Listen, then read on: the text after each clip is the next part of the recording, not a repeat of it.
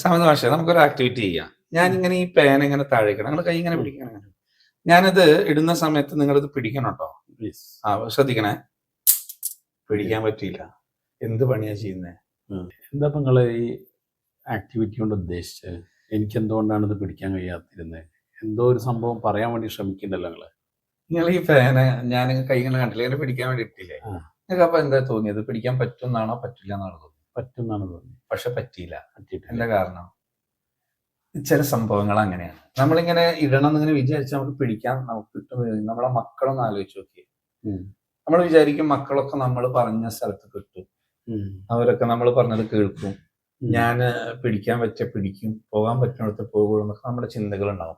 പക്ഷേ പലപ്പോഴും നമുക്കത് പറ്റില്ല. എന്താ കാരണം എന്നറിയോ? അവർ ജീവിക്കുന്നത് വേറൊരു ലോകത്താണ്. അങ്ങനെ പുതിയ കാലഘട്ടത്തിൽ തന്നെ പറയാം ഉക്ക പീരീഡ് എന്ന് പറയും. VUCA.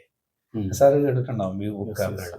Volatility, uncertainty, complexity, ambiguity. ഇത് അമേരിക്കയിൽ നിന്ന് വന്നൊരു ടേമാണ്. അവരുടെ പട്ടാളക്കാരുടെ ഇടയിൽ വന്നൊരു ടേമാണ് ഈ ടേം. അപ്പോൾ ഒക്കെ അൺഎക്സ്പെക്റ്റഡ് ആണ്, അപ്രതീക്ഷിതമാണ്. വൊളാറ്റിലിറ്റി നമുക്ക് പ്രതീക്ഷിക്കാൻ പറ്റില്ല, എന്താ സംഭവിക്കാൻ പോകുന്നതാണ്. അനിശ്ചിതത്വമുള്ള ഒരു സാധനമാണ്. ആലോചിച്ച് നോക്കിയാൽ അൺസർട്ടിനിറ്റി എന്ന് പറഞ്ഞാൽ അനിശ്ചിതത്വമാണ് ലോകം. ഇന്നിപ്പോൾ കാണുന്ന സാധനം നാളെ എന്താണ്, ഏതൊക്കെ മാറ്റം നോക്കി നാളെ എന്താ സംഭവിക്കുന്നത് നമുക്ക് പറയാൻ പറ്റുന്നില്ല. അതാണ് അൺസർട്ടിനിറ്റി എന്ന് പറയുന്നത്. പിന്നെ കോംപ്ലക്സ് ആണ്, നമുക്ക് പറയാൻ പറ്റില്ല, സങ്കീർണമായ ഒരു കാലഘട്ടത്തിലൂടെയാണ് പോകുന്നത്.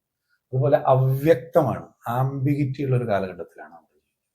അപ്പൊ വ്യത്യസ്ത ഈ മാറ്റങ്ങൾ പുതിയ ഫാസ്റ്റായിട്ട് ചേഞ്ച് ചെയ്തുകൊണ്ടിരിക്കുന്ന കാലഘട്ടത്തിൽ ആ മക്കളും ഈ പുതിയ കാലഘട്ടത്തിൽ ഇപ്പൊ ബീറ്റ ജനറേഷൻ ആണല്ലോ ഇപ്പോൾ ഉള്ളത്. ആൽഫ ജനറേഷനും ബീറ്റ ജനറേഷനും ഒക്കെ പോകുന്ന വേഗത വളരെ കൂടുതലാണ്. അതുകൊണ്ട് നമുക്ക് നമ്മൾ ഉദ്ദേശിച്ച പോലെ പഠിക്കാൻ പറ്റില്ല. അതിന് നമ്മൾ പരിശീലനം നേടണം.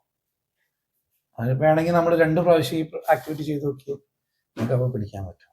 അപ്പൊ അത്തരത്തിൽ പാരന്റിങ്ങിൽ രക്ഷിതാക്കൾ പരിശീലനം നേടിയാലാണ് ഈ ഉക്ക പീരീഡിൽ മക്കളെ നല്ലപോലെ വളർത്താൻ പറ്റും. നമ്മളെ കുട്ടികൾ നമ്മളിലൂടെ വന്നവരാണ്, അവർ നാളേക്ക് കൂടിയുള്ളവരാണ്.